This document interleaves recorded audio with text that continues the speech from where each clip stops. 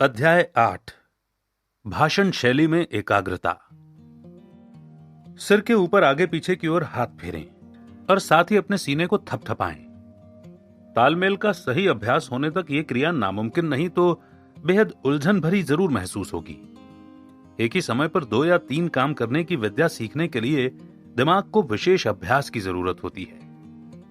अधिकतर मनोवैज्ञानिकों के मुताबिक दिमाग एक समय में 2 विचारों के विषय में नहीं सोच सकता।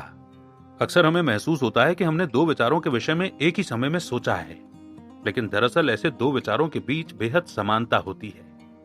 लिहाजा हमें लगता है कि ये एक ही समय में होने वाली क्रिया रही होगी। इस दावे की सत्यता की मनोवैज्ञानिक वजह जो भी हो, लेकिन इस तथ्य से इनकार नहीं किया जा सकता कि दिमाग दूसरे विचार तक पहुंचते वक्त पहले विचार को छोड़ देता है और ये प्रक्रिया निरंतर जारी रहती है। अधिकतर वक्ता एक विचार व्यक्त करते समय अगले विचार को सोचने की बहुत आम लेकिन हानिकारक गलती करते हैं और इस तरह वक्ता की एकाग्रता भंग हो जाती है। परिणाम स्वरूप वाक्य की शुरुआत तो बेहद प्रभावशाली होती है, लेकिन अंत बेहद फीका हो जाता है। पहले से तैयार किए गए लिखित भाषण में ध्यान रखा जाता है कि वाक्य के अंत में ही बल देने योग्य शब्दों का प्रयोग किया जाए, लेकिन बल देने योग्य शब्द के लिए प्रभावशाली प्रस्तुति की भी आवश्यकता होती है। एकाग्रता के अभाव में यह प्रभाव फीका पड़ जाता है। लिहाजा मौजूदा वाक्य पर ध्यान केंद्रित करना बेहद आवश्यक हो जाता है।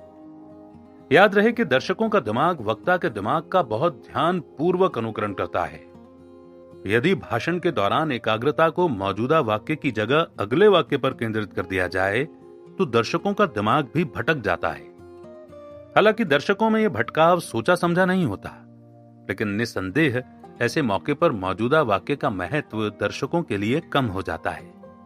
वक्ताओं और कलाकारों के लिए विचारों का भटकाव बहुत हानिकारक सिद्ध होता है। निसंदेह भाषण के बीच स्वाभाविक विराम के दौरान अगले वाक्य के बारे में सोचा जा सकता है, लेकिन एक वाक्य बोलते समय दूसरे वाक्य के बारे में सोचना हानिकारक होता है। किसी गहन विचार को एकाग्रता के बिना प्रस्तुत नहीं किया जा सकता। निसंदेह एकाग्र व्यक्ति विचारों के भाव को बेहद प्रभावशाली ढंग से प्रस्तुत करने की योग्यता रखता है।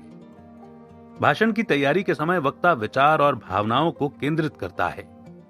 स्वाभाविक विराम के दौरान अभ्यस्त वक्ता आगामी विचारों पर ध्यान देते हुए प्रभावशाली प्रस्तुति की तैयारी करता है। लेकिन भाषण के दौरान केवल बोलें, पूर्वानुमान न करें। एकाग्रता के साथ शक्तियों को भी बांटें। उदाहरण के लिए इस पर ध्यान दें। आपने क्या पढ़ा मेरे स्वामी? हैमलेट ने जवाब दिया, शब्द शब्द शब्द। ये एक प्राचीन समस्या है। शब्दों का सपाट उच्चारण भाव पैदा नहीं करता, लेकिन शब्दों को खींचने से भाव व्यक्त हो सकता है। क्या आपने कभी ध्यान दिया है कि रटा हुआ भाषण कितना खोखला महसूस होता है? क्या आपने कभी एक लय और तेज स्वर में दोषारोपण करने वाले अप्रभावी कलाकार, वकील या उपदेशक को सुना है? ऐसे लोग मानसिक समस्या से ग्रसित होते हैं। पेशेवर लोग इस बात का अंदाजा नहीं लगा पाते कि महत्वपूर्ण भाव को सपाट तरीके से व्यक्त करने से उसका प्रभाव नष्ट हो जाता है। लिहाजा महत्वपूर्ण भाव को दृढ़ता से प्रस्तुत करना आवश्यक होता है। ऐसी प्रस्तुति वक्ता और दर्शक दोनों के लिए कष्टदायक होती है। इस लिहाज से तो तोते को भी वाक्पटु माना जा सकता है।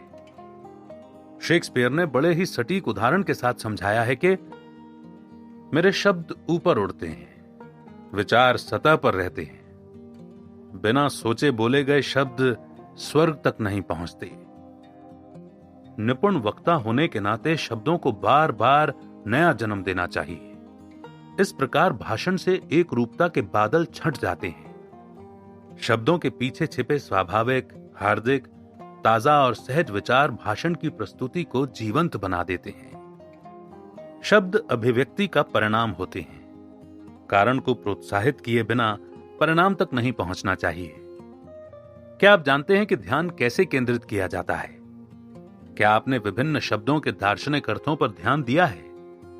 गौर करें कि किस प्रकार एक कांच का टुकड़ा संपूर्ण सूर्य की किरणों से मिलने वाली ऊर्जा को केंद्रित करता है। एकाग्र न हो सकने वाले व्यक्ति में या तो इच्छा शक्ति की कमी होती है या वो घबराहट की बीमारी से ग्रसित होता है, या फिर उसे इच्छा शक्ति के महत्व की जानकारी ही नहीं होती है। हर व्यक्ति में वातावरण की बाकी घटनाओं से ध्यान हटाकर खुद को एकाग्र करने की शक्ति होती है। शरीर के किसी हिस्से में होने वाली पीड़ा पर ज्यादा ध्यान केंद्रित करने से पीड़ा और बढ़ जाती है। टेनिस के खेल में प्रहार पर ध्यान दीजिए, प्रदर्शन में खुद ब खुद निखार आ जाएगा। एकाग्रता का अर्थ है किसी एक चीज पर ध्यान केंद्रित करना और बाकी चीजों से ध्यान हटाना। यदि आप ऐसा नहीं कर पा रहे हैं तो कुछ गड़बड़ है। इस कमी पर सबसे पहले ध्यान दें। कमी को सुधारने की भरपूर कोशिश करें। निश्चित रूप से समाधान निकल आएगा। आत्मशक्ति से संबंधित अध्याय को ध्यान से पढ़ें। इच्छा और अभ्यास के द्वारा इच्छा शक्ति को विकसित करें। हर कीमत पर ध्यान लगाएं। निश्चित रूप से सफलता हासिल होगी।